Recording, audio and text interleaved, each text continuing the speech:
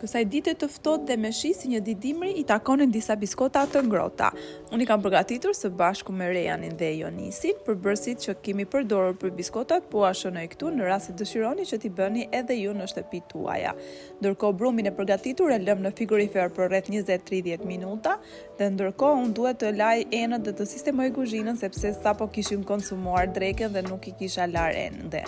Dhe sapo mbarova me pastrimin e kuzhinës, shkoi edhe ora për të përgatitur biskotat tëna.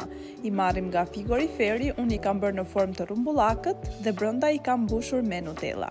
Ju mund t'i bëni në formën që dëshironi dhe mbushjen gjithashtu sipas dëshirës tuaj. I futim në sopë për rreth 10-15 minuta në 180 gradë në varësi të temperaturës së sopës tuaj. Ndërkohë në sfond keni të zërin e Jonisi që shesh dhe ky është rezultati përfundimtar i biskotave. Faleminderit që më ndoqët dhe shihemi në blogjet e radhës.